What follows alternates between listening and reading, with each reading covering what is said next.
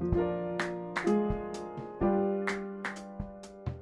1932, Japan and China, as well as Great Britain and France, signed a peace treaty. The Sydney Harbour Bridge was officially opened. King George V was the reigning monarch. His chair collapsed during his Christmas dinner speech that year. In 1932, Granny was born! Yay! This is a podcast all about Granny, who also goes by Mum, Granny Jen, and Jeanette Mosley. This episode is all about what it's like to be a great-grandmother and some of the adventures Granny gets up to. What's the best thing about being a great-grandparent? Having the little kids again. No, the others have all grown up and now you get the next generation to enjoy growing up. It's a remote process because of their location, but I'm treated with lots of photos and things that are happening, so I make the most of it.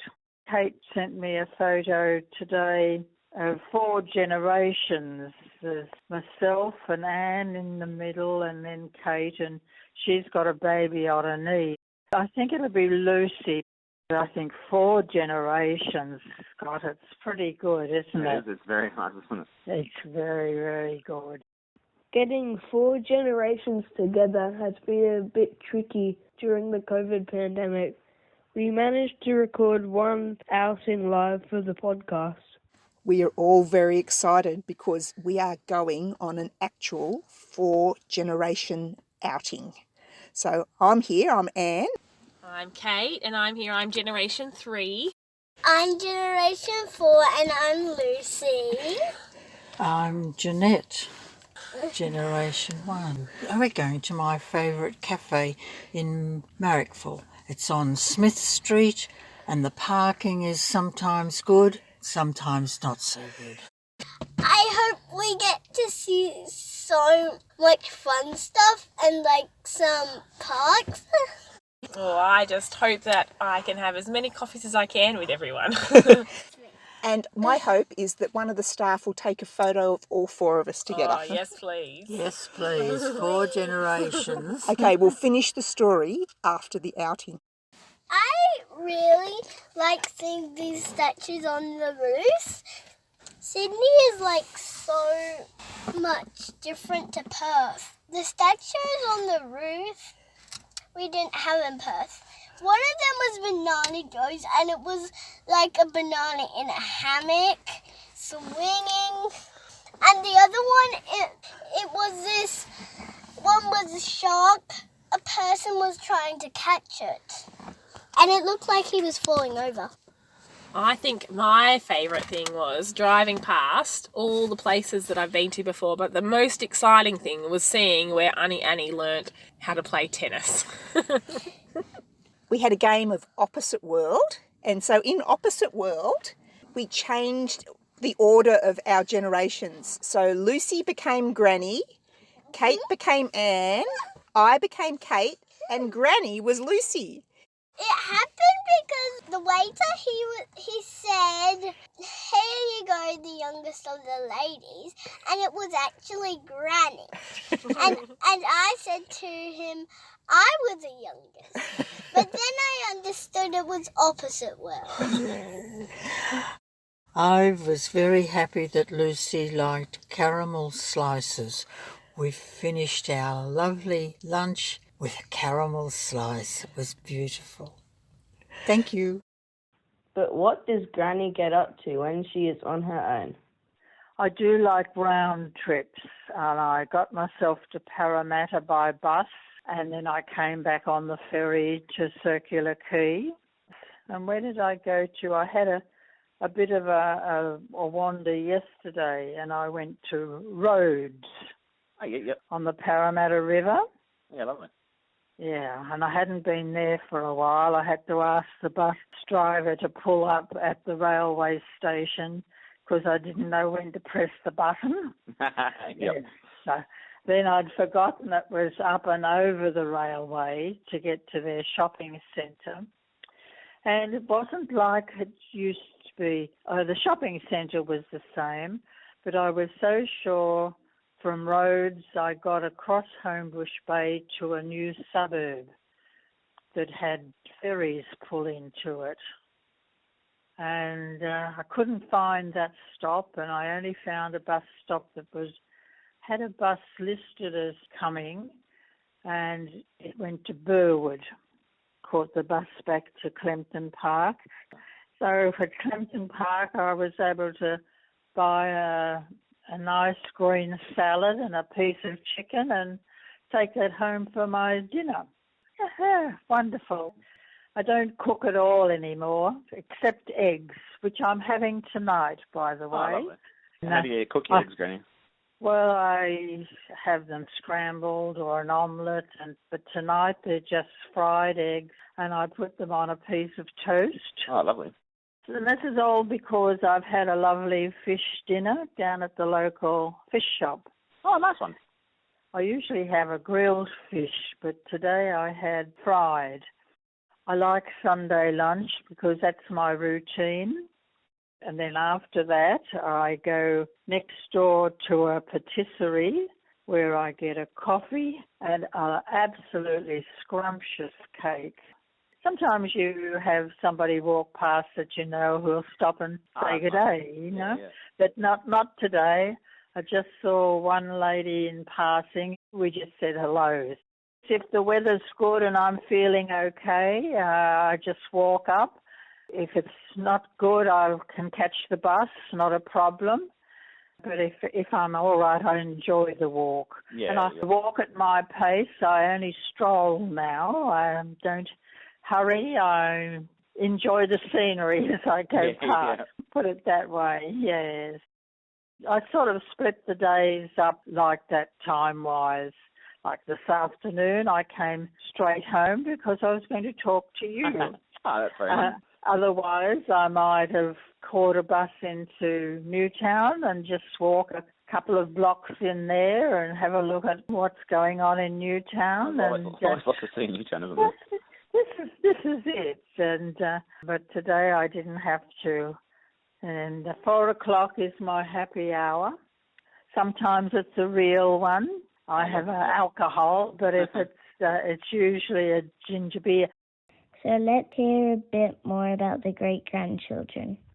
We went to see her in April 2022, and it was really fun. She taught me how to use the typewriter and how the typewriter works. She also took us into Newtown for lunch. We walked into Kate's Worst Fair Shop, the bun shop, and there were giant buttons. It was really fun and the food was amazing. But the best part was probably being with Granny. I sat with her on the bus on the way back and we talked. It's really fun to be with Granny because she's super nice and I loved her so much.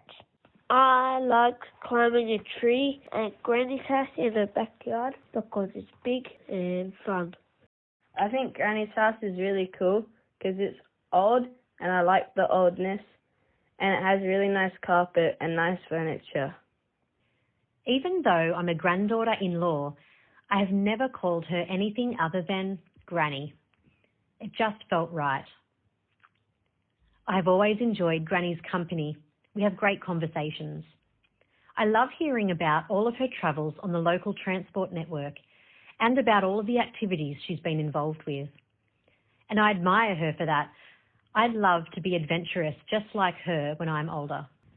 A very special memory I have of Granny is when James was born. She jumped on a bus and was the first person at the hospital when visiting hours began the following day. He was only 18 hours old when he got his first great granny cuddles, and I enjoyed the calmness and kindness she offered in that moment as I began my parenting journey. In episode 3, Luke happily told everyone that I turned 40 recently. There is one major benefit of being the oldest grandchild, and that's that I have got to spend the most time with Granny out of all the grandchildren. Granny always used to call me her favourite granddaughter. That was until Bianca came along, and then I became her favourite oldest granddaughter. Well, it's really interesting reflecting on my parenting now and how much of Granny is in the things that I say. I now call Lucy my favourite oldest daughter. My girls hear me say things like, "Home, James, and don't spare the horses," and ask me what it means. I actually have no idea what it means, but I tell the girls that Granny always says it and it makes me happy. When Lucy was first born, Granny, Anne, Bob and Stu came over for a trip to visit me and Danny in WA. It was such a shock having a new baby, and we were far away from our family and lonely and had no idea what to do with this little beautiful creature. I'd heard for so many years how Granny was a magic baby whisperer who could bore babies to sleep. But it was like pure magic watching Granny do that to my baby. I watched her hold Lucy in her arms and walk up and down my hallway, so slowly, and talking in her soft and steady voice. It made me feel safe, and it made me feel so happy that my baby could feel this as well. It's been a real pleasure getting to know Granny over the years, knowing how big a deal she was in Kate's life, and showing how much she loves her great grandkids. Granny was such a big influence in our girls' lives. Our youngest daughter would constantly talk about her imaginary friend called Granny, and would say, "My grandma this and my grandma that," because of all the time and the love she spent around Granny. Rosie's grandma seems to want her to do even more adventurous and cheeky things than my grandma let me do, which is really saying something.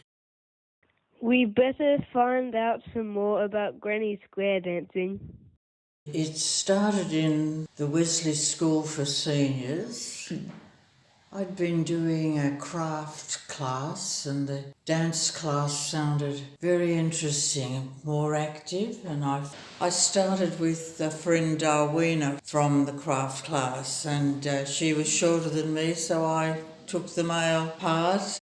Found out that it was a dance consisting of 8 people, 4 couples, and you had heads and sides.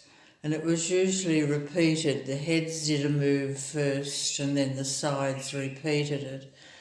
And you just followed the call, right and left through and do-si-do.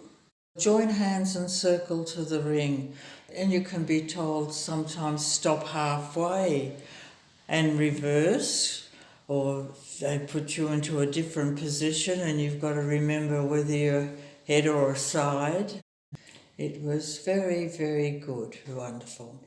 Granny has some great friendships. One of them is with Pam.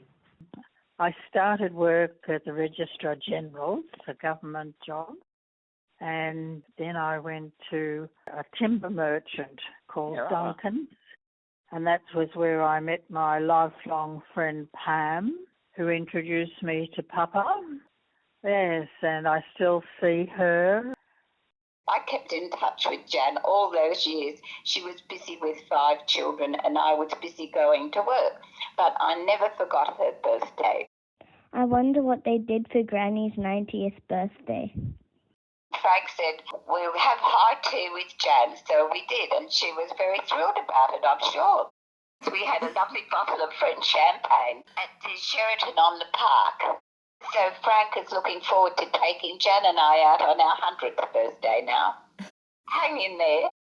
What advice would you give to your great-grandchildren? Work hard at your schooling, because your schooling's very important later in life when you decide what you want to do with your life. I was one that wasn't fussed over schooling at all, and not having brothers and sisters who might have been that way inclined to jog me. When I look at the girls now, look at Corinne and Kate, they've had the education, they can continue on anything they want. Another thing is to enjoy life as it's going. There's a saying, it's not a rehearsal. Enjoy your life as you're going through it. Yeah, that's great advice. Thanks so much for listening. This was the last episode in the podcast. We loved hearing about Granny's life.